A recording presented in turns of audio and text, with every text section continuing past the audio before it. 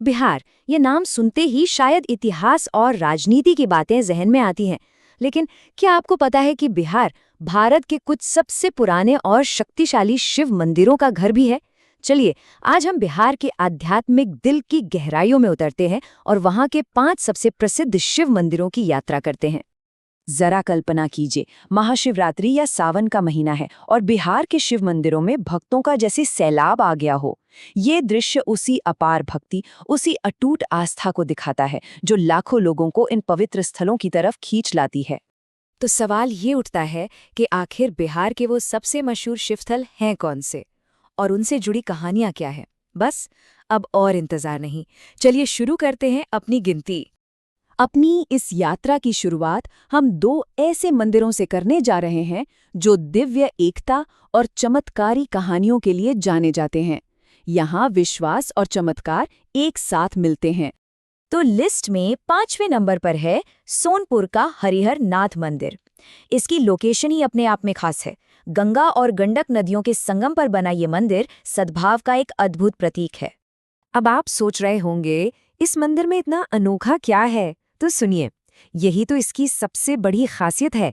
ये पूरे भारत में उन गिने चुने स्थानों में से एक है जहां भगवान विष्णु यानी हरि और भगवान शिव यानी हर दोनों की पूजा एक ही स्वरूप में एक साथ की जाती है। सोचिए, कितनी बड़ी बात है ये। और इसी पवित्र स्थल से जुड़ी है गज और ग्राह की कहानी, जहां हरि ने गज को बचाया था। पता है, इसी घटना की वजह से इस मंदिर को मोक्ष द्वार भी कहते हैं, यानी मुक्ति का दरवाजा।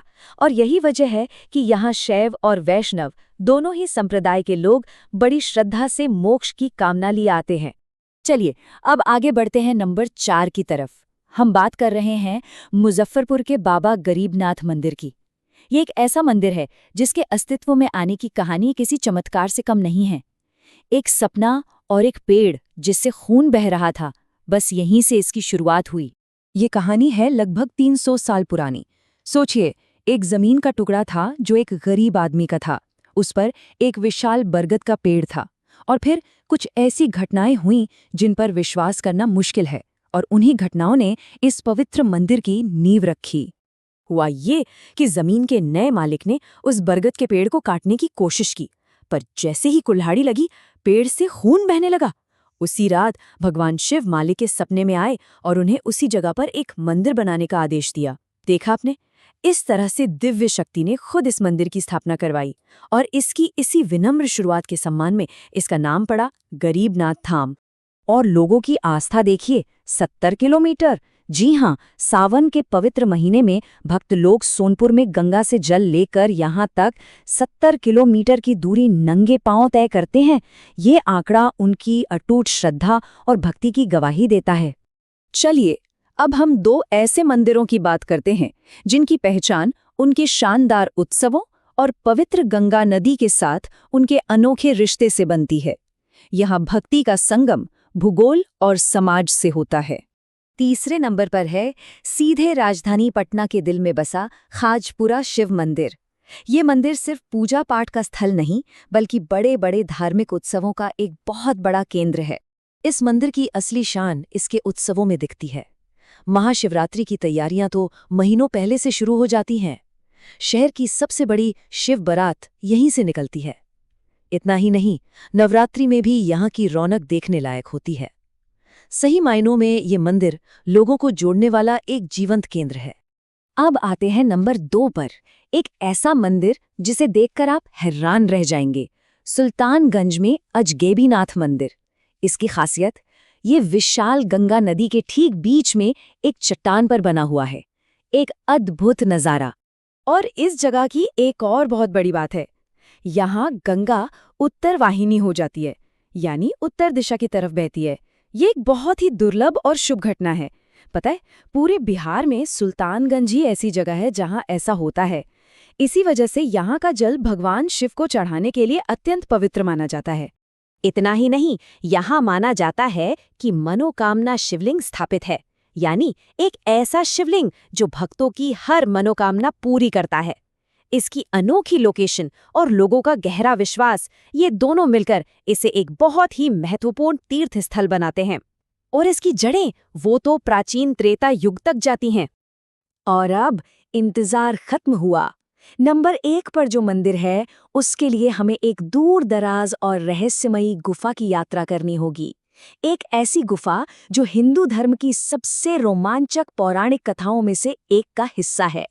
पेश है रोहतास का गुप्त धाम मंदिर। कैमूर की पहाड़ियों के अंदर छिपा हुआ ये स्थान, जिसे गुप्त निवास भी कहते हैं, आखिर इतना खास क्यों है?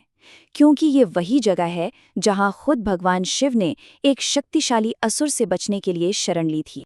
इस गुफा मंदिर की पूरी कहानी भस्मासुर नाम के असुर से जुड़ी है। वही असुर जिसे खुद शिवजी से ये भयानक वरदान मिला था कि वो जिसके भी सिर पर अपना हाथ रख देगा, वो जलकर भस्म हो जाएगा।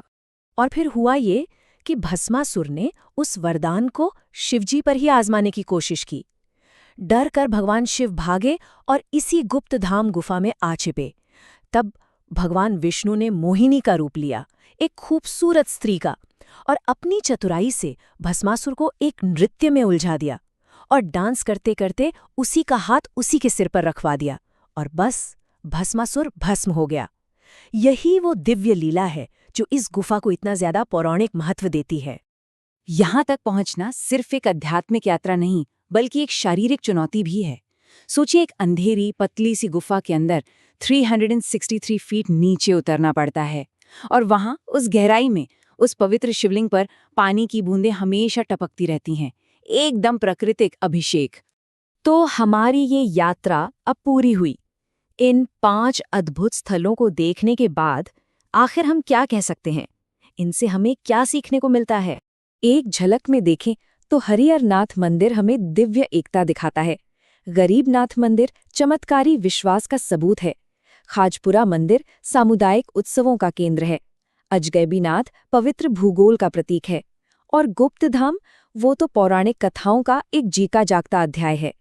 हर मंदिर आस्था को व्यक्त करने का एक अलग अनोखा तरीका पेश करता है। तो आखिर में एक सवाल छोड़ जाते हैं, क्या ये प्राचीन कथाएं सिर्फ देवी देवताओं की कहानियां हैं, या फिर ये इंसान की उस अनंत खोज को दर्शाती हैं जो वो हमेशा से अर्थ के लिए करता आया है?